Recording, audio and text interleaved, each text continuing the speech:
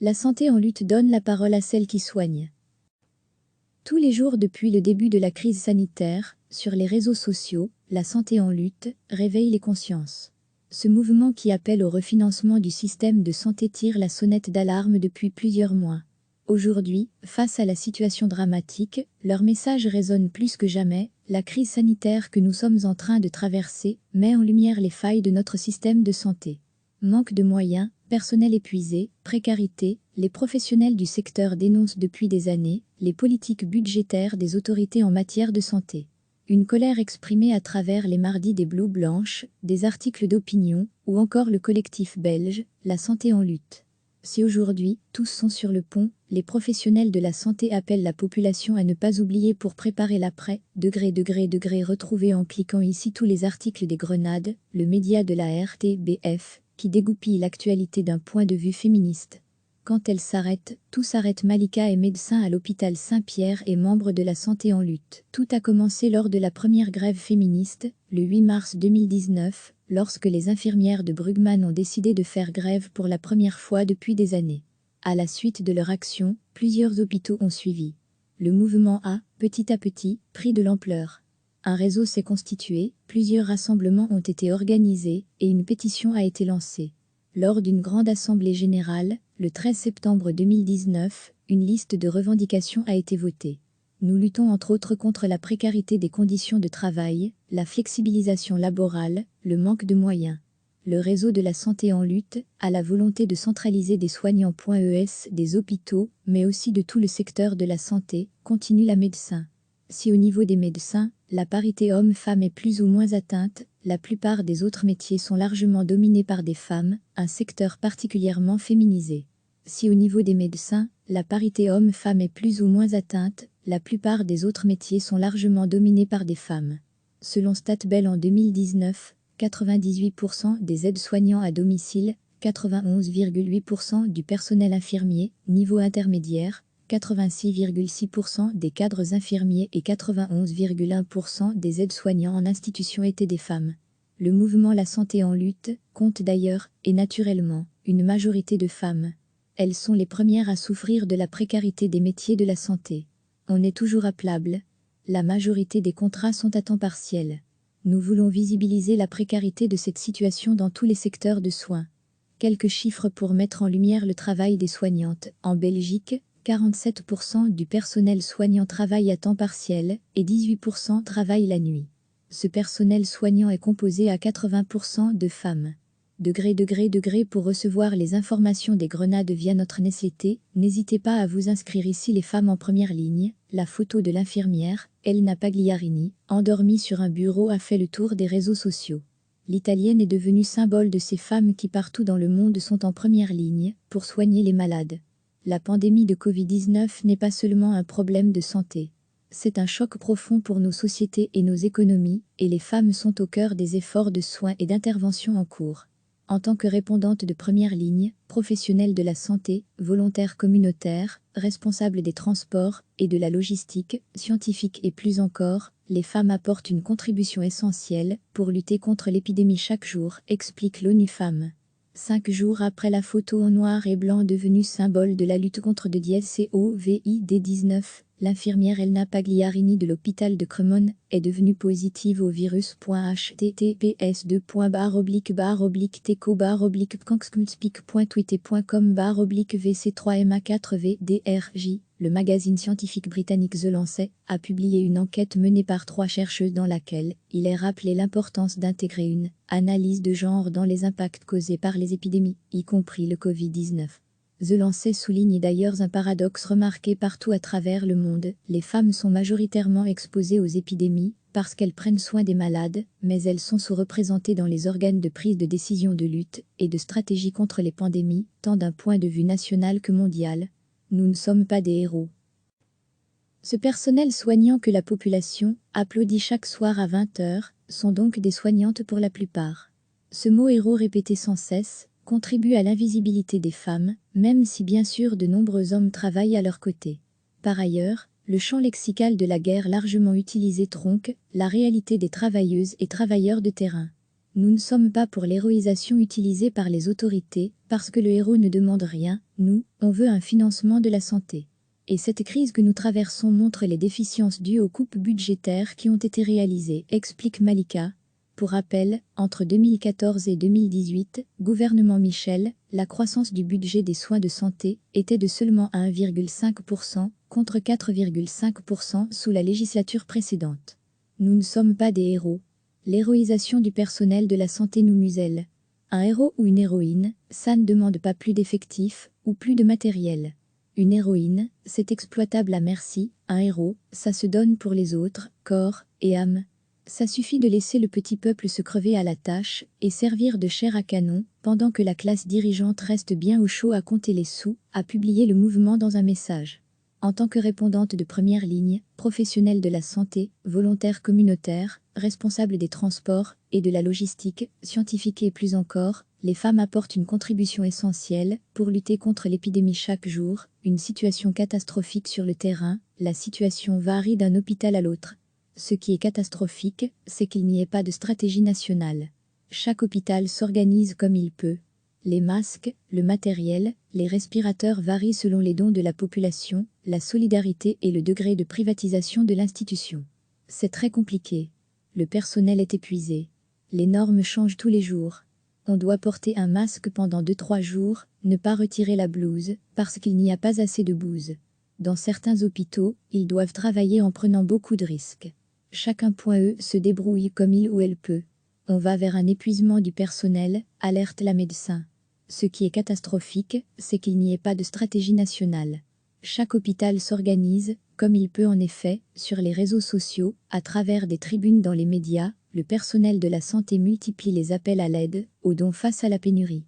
L'État a failli, et n'a pas produit, et ne compte toujours pas fournir du matériel en suffisance, pour protéger tout le personnel hospitalier ou extra-hospitalier. Le résultat est alarmant, dans la plupart des unités de soins, le personnel ne dispose pas de matériel adéquat et en suffisance. Pire, le personnel est mis sous pression pour ne pas mettre les protections nécessaires, sous prétexte de gaspillage, a relaté La Santé en lutte. Les soignants.es, eux, sont de plus en plus nombreux à témoigner de la peur d'être porteuses et porteurs du Covid-19, elles et ils ne peuvent se confiner, et donc courent le risque de contaminer d'autres patients, d'autres soignants.es, où leurs proches appellent à la mobilisation. Un grand rassemblement était prévu ce 29 mars, il a bien évidemment été reporté. Au-delà des applaudissements, le mouvement invite la population à relayer leurs revendications en affichant leurs messages aux fenêtres. Avec cette crise, beaucoup de personnes se rendent compte de l'importance de la santé, de l'importance d'un réseau solide d'hôpitaux publics. La solidarité de la population est importante, c'est super les applaudissements, mais on invite les citoyens.ne à nous rejoindre et à lutter pour un système de santé solide.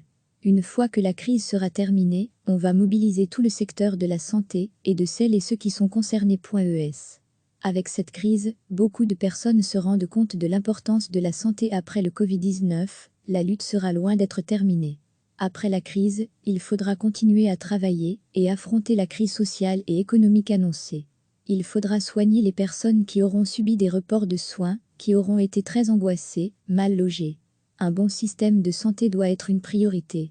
Un jour, la pandémie prendra fin, mais les soignantes, elles, seront toujours là. Si vous souhaitez contacter l'équipe des Grenades, vous pouvez envoyer un mail à lesgrenades@rtbf.be.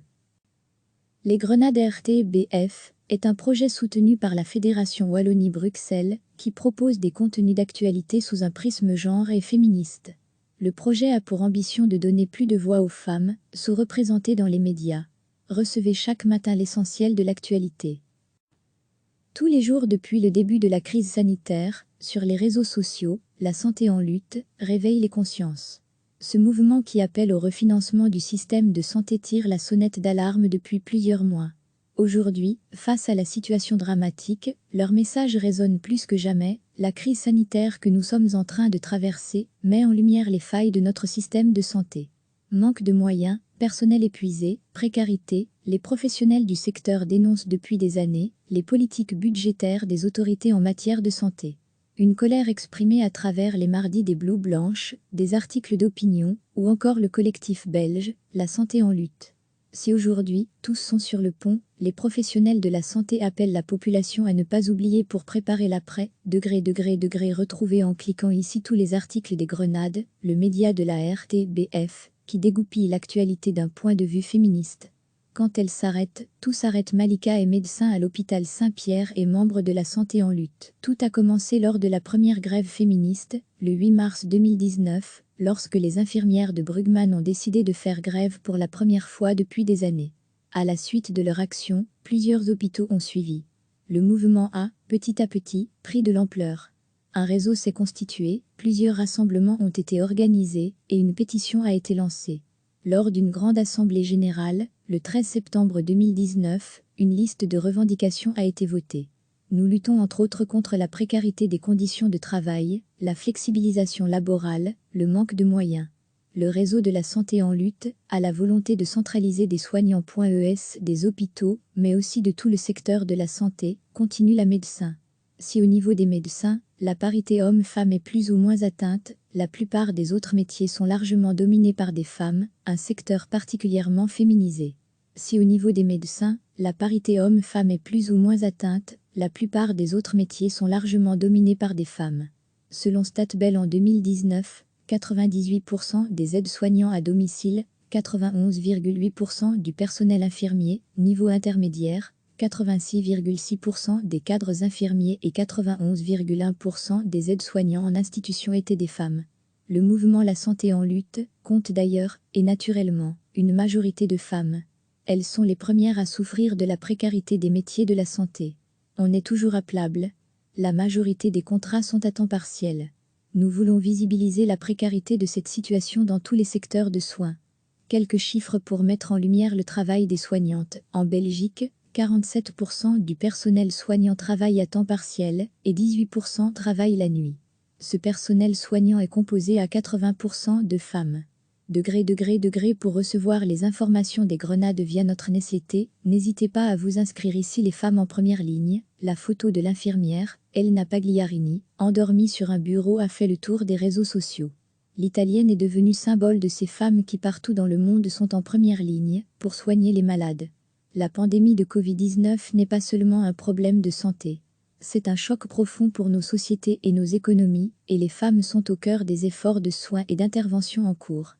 En tant que répondante de première ligne, professionnelle de la santé, volontaire communautaire, responsable des transports et de la logistique, scientifique et plus encore, les femmes apportent une contribution essentielle pour lutter contre l'épidémie chaque jour, explique l'ONU Femmes.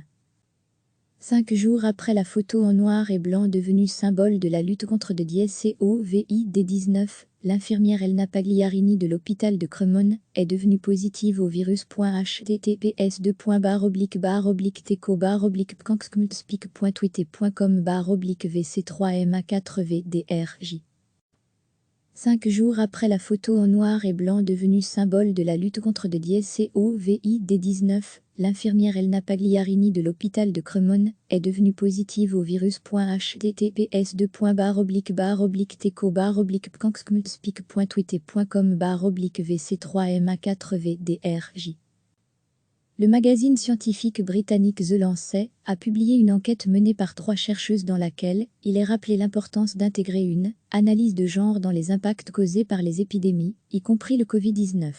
The Lancet souligne d'ailleurs un paradoxe remarqué partout à travers le monde. Les femmes sont majoritairement exposées aux épidémies parce qu'elles prennent soin des malades, mais elles sont sous-représentées dans les organes de prise de décision de lutte et de stratégie contre les pandémies, tant d'un point de vue national que mondial.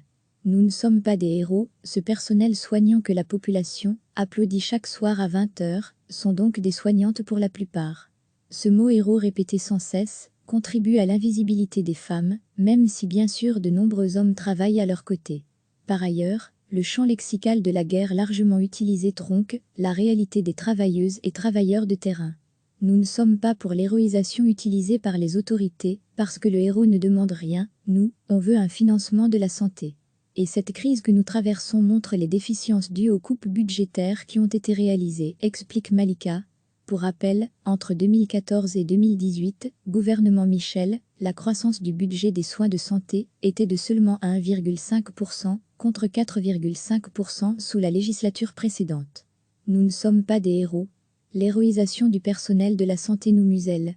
Un héros ou une héroïne, ça ne demande pas plus d'effectifs ou plus de matériel. Une héroïne, c'est exploitable à merci. Un héros, ça se donne pour les autres, corps et âme. Ça suffit de laisser le petit peuple se crever à la tâche et servir de chair à canon, pendant que la classe dirigeante reste bien au chaud à compter les sous, à publier le mouvement dans un message. En tant que répondante de première ligne, professionnelle de la santé, volontaire communautaire, responsable des transports et de la logistique, scientifique et plus encore, les femmes apportent une contribution essentielle pour lutter contre l'épidémie chaque jour, une situation catastrophique sur le terrain, la situation varie d'un hôpital à l'autre.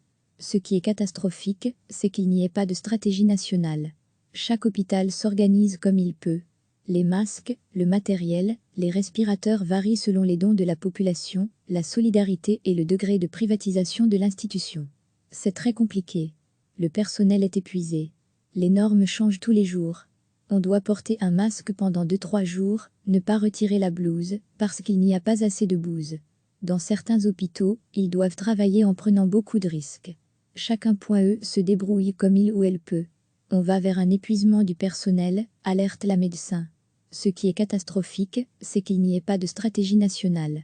Chaque hôpital s'organise, comme il peut en effet, sur les réseaux sociaux, à travers des tribunes dans les médias, le personnel de la santé multiplie les appels à l'aide, aux dons face à la pénurie.